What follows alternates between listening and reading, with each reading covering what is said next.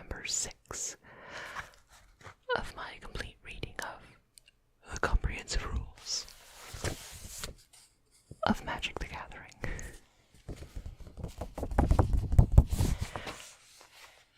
It's almost been a year since I started this very dumb series, but we're gonna keep at it.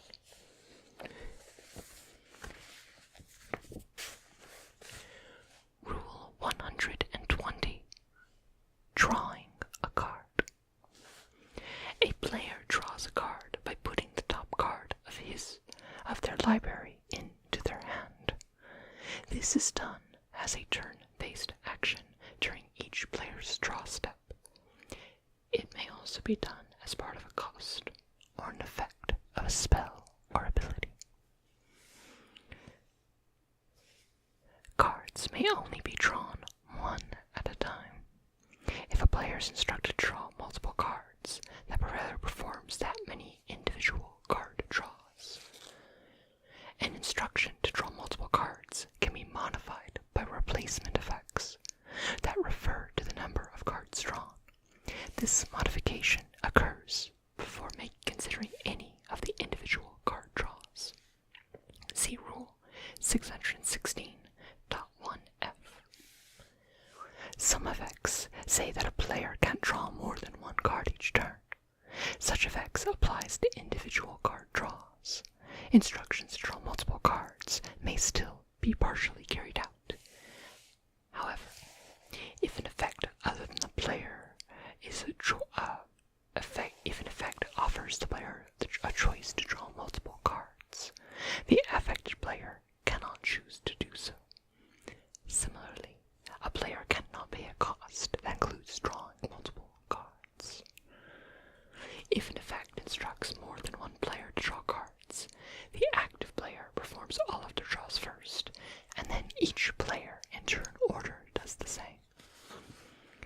If an effect instructs more than one player to draw cards in a game that's using the shared team terms options, such as a two-headed giant game, the first of each player on the active team, in whatever order the team likes, performs their draws. Then each player on each non-active team in turn order does the same. If there are no cards in a player's library, and an effect offers that player the choice to draw a card, that player can choose to do so. However, if an effect that says a player cannot draw cards, and another effect offers that player the choice to draw a card, that player cannot choose to do so. The same principles apply if the player who's making the choice is not the player who would draw the card. If the latter player has no cards in their library, the choice can be taken. If an effect says that the latter player can't draw a card, the choice cannot be taken. A player who attempts to draw a card from a library with no cards in it loses the game the next time that a player would receive priority. This is a state-based action. See Rule 704.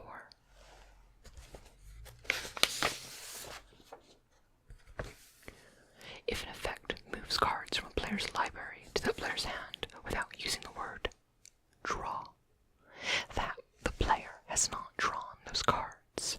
This makes a difference for abilities that trigger on drawing cards, and some effects that replace card draws, as well as if the player's library is empty. Some effects replace card draws. An effect that replaces a card draw is applied even if there are no cards.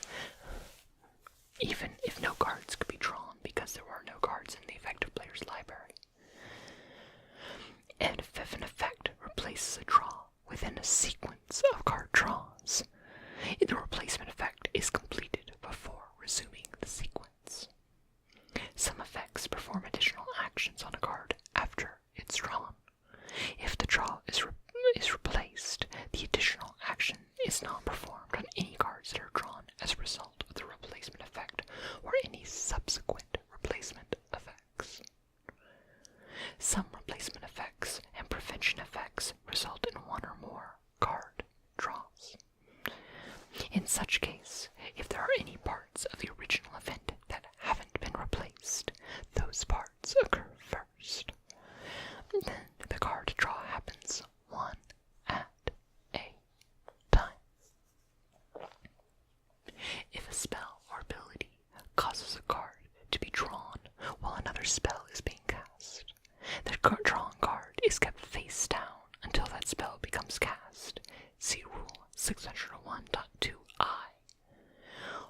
face down, it is considered to have no characteristics. The same is true with relation to another ability being activated. If an effect allows or instructs a player to reveal the card as it's being drawn, it's revealed after the spell becomes cast or the ability becomes activated. Counters. A counter is a marker placed on an object or player that modifies its characteristics and or interacts with a rule, an effect, ability, or an effect. Counters are not objects and have no characteristics. Notably, a counter is not a token, and a token is not a counter. Counters of the same number or descriptions are interchangeable.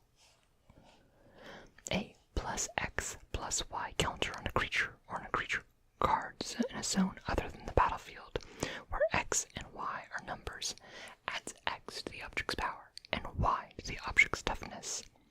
Similarly, minus X minus Y counters subtract from power and toughness. See Rule 613.3. The number of loyalty counters on Planeswalker on the battlefield indicates how much loyalty it has. A Planeswalker with 0 loyalty is put into its owner's graveyard as a state-based action. See Rule 704. If a player has 10 or more poison counters, that player loses the game as a state-based action. See Rule 704. A player is poisoned if they have 1 or more poisoned counters.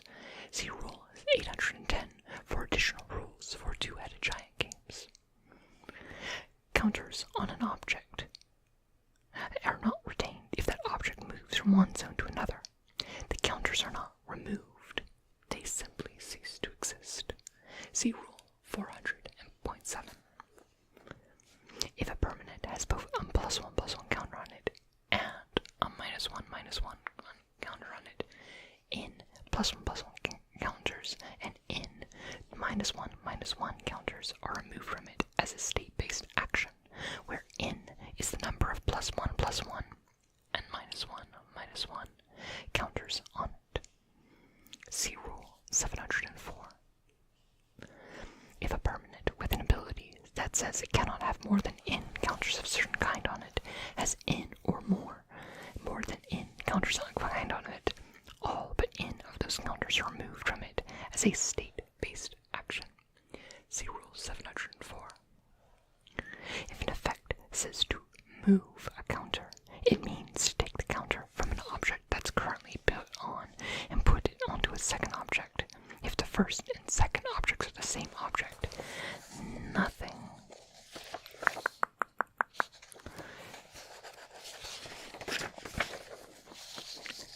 happens. If the first object has no counters, nothing happens. The second object doesn't get a counter put on.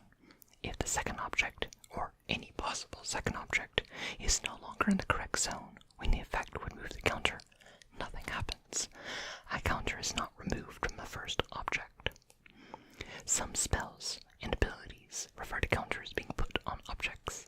This refers to putting counters on an object while it's on the battlefield, and also an object that's given counters as it enters the battlefield.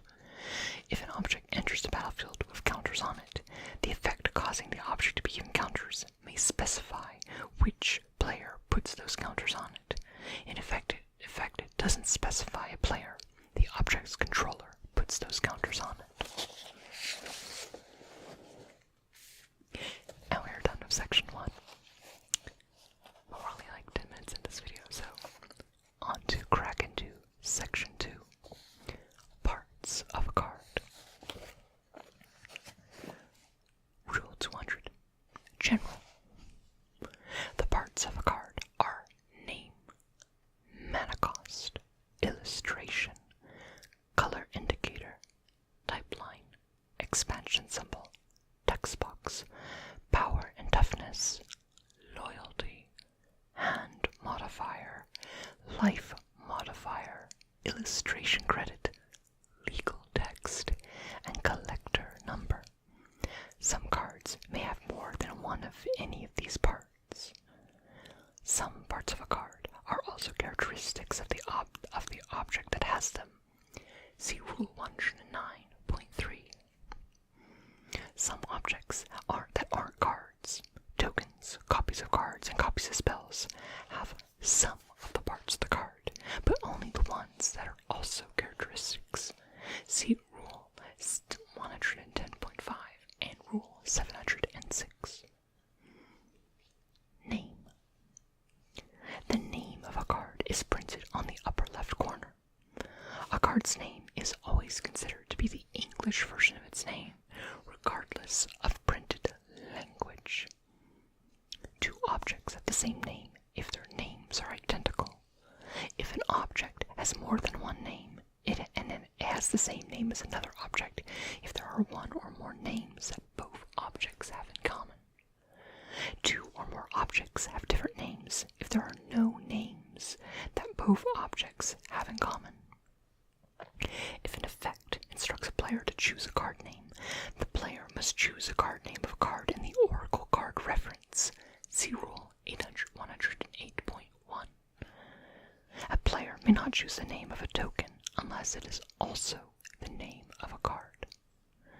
If a player is instructed to choose a card name with certain characteristics, the player must choose the name of a card whose Oracle text matches those characteristics. See Rule 108.1. Example. Dispossess reads, in part, choose an artifact card name. The player can choose the name of any artifact card, even if it's not legal in the format of the current game. The player cannot choose island, even if an island is on the battlefield and has been turned into an artifact by some effect. If a player wants to choose the name of a split card, the player must choose the name of one of its halves, but not both. See Rule 708. If a player is instructed to choose a card name with certain characteristics, only use that half's characteristics to determine if the card's name can be chosen. If a player wants to choose a flip card's alternative name, the player may do so. See Rule 709. If a player is instructed to choose a card name with certain characteristics, then use the card's characteristics as modified by its alternate characteristics to determine if the name can be chosen. If a player wants to choose the name of the back face of a double face card, the player may do so. See Rule 711. If a player is instructed to choose the card name with certain characteristics, use only the characteristics of the back face to determine if this name can be chosen. If a player wants to choose the name of a combined back face of a meld pair, the player may do so. See Rule 712. If a player is instructed to choose a card name with certain characteristics, use only the characteristics of the combined back face to determine if the name can be chosen.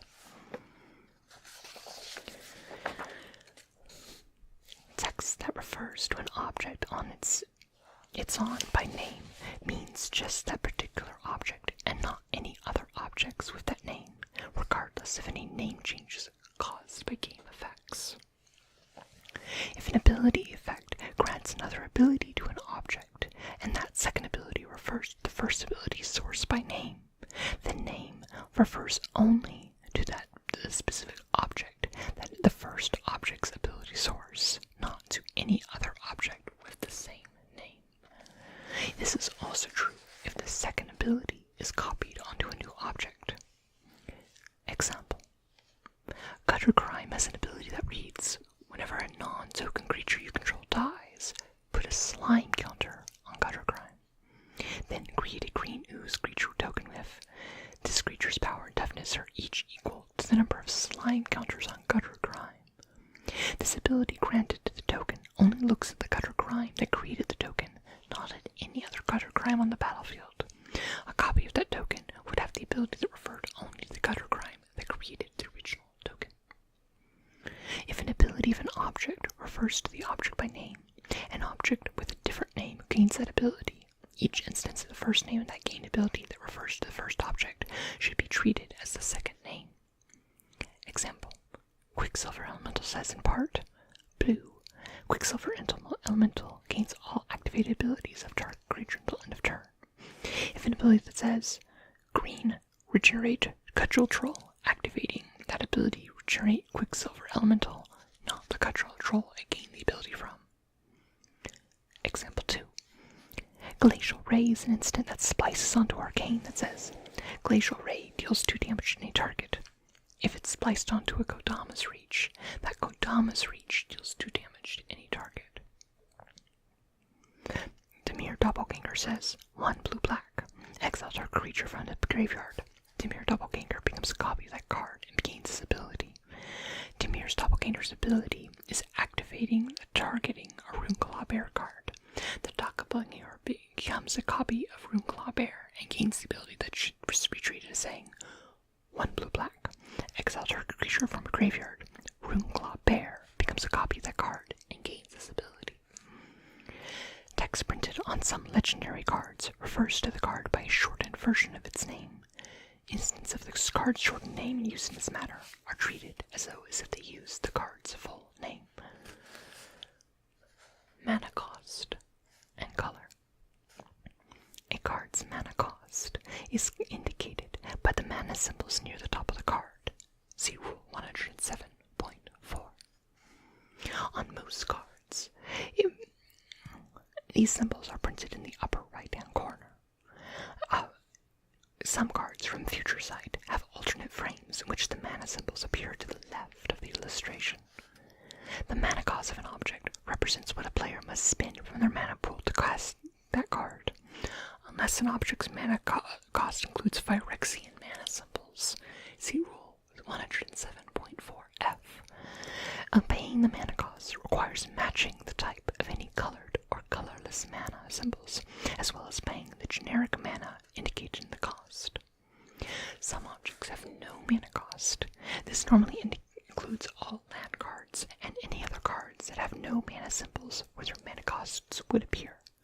Tokens, unless the effect that creates them specifies otherwise, and non-traditional magic cards. Having no mana cost represents an unpayable cost. See Rule 117.6. Note that lands are played without paying any mana cost. See Rule 305. Lands. An object is the color or colors of the mana symbols in its mana cost, regardless of the color of its frame. The 5 colors are white, blue, red, and green. The white mana symbol used to represent by white, blue by blue, black by black, red by red, and green by green. Example. An object with a mana cost of 2 and a white is white. An object with a mana cost of 2 is colorless, and one with the mana cost of 2 white black is both white and black. Objects with no colored mana symbols in their mana costs are colorless.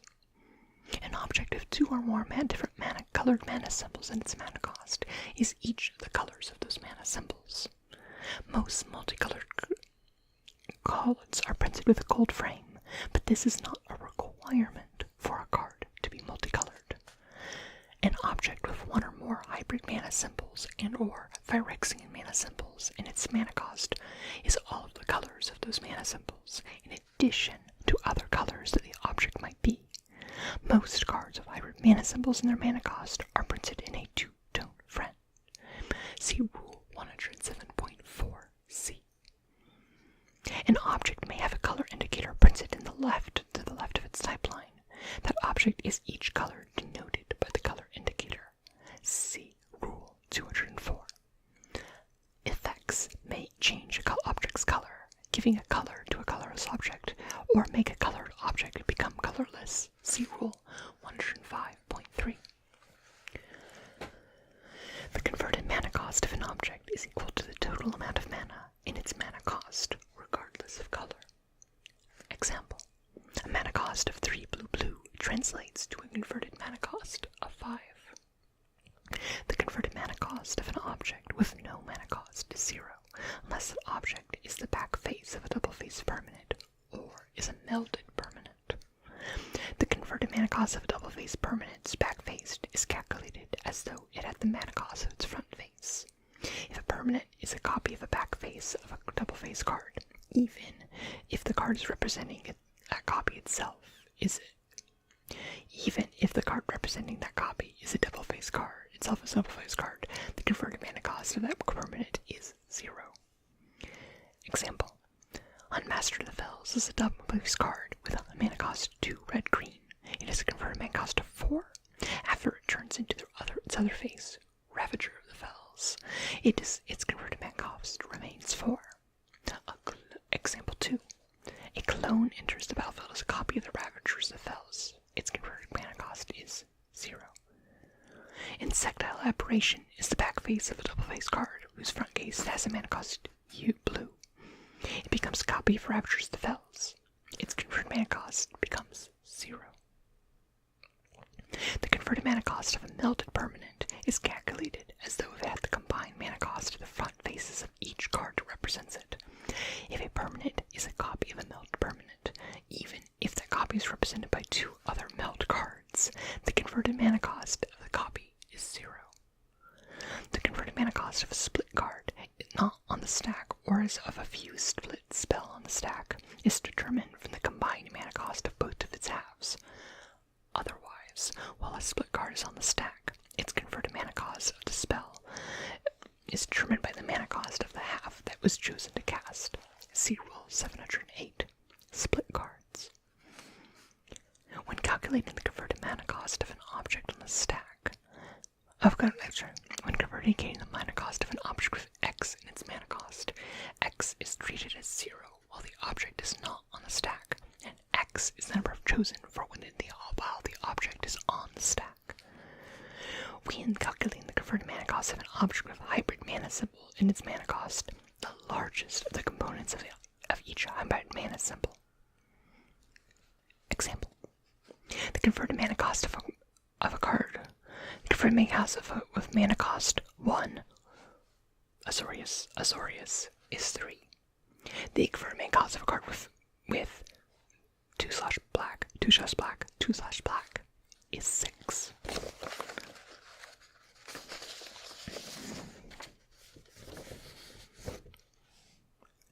Each Phyrexian mana symbol in a card's mana cost contributes to 1 to its converted mana cost.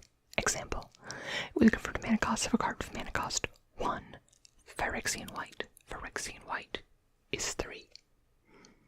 Any additional cost listed in the object's rule test are imposed by an effect that isn't part of the mana cost. See Rule 601, Casting Spells. Such costs are paid at the same time as the spell's other costs. Illustration. The illustration is printed on the upper half of a card and has no effect on gameplay. For example, a creature doesn't have flying unless its ability is stated in its rules text, even if it is depicted as flying. Color indicator. The color indicator is printed on the left of the type line directly below the illustration. It consists of a circular symbol filled with 1 or more colors. A color indicator is usually found on non-land cards without a mana cost. An object is with a color indicator is each color denoted by the color indicator. And I'm going to we're going to wrap it up here for tonight before we delve into the type line. And there's a lot of rules for type lines. It's almost like they're kind of complicated.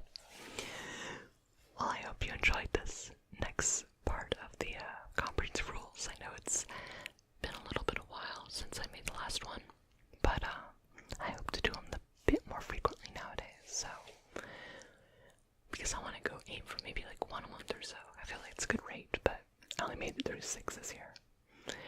It's gonna take forever for me to finish all of this. Well, I hope you enjoyed this video, and as always, I hope you have a wonderful night's sleep, and may your star smile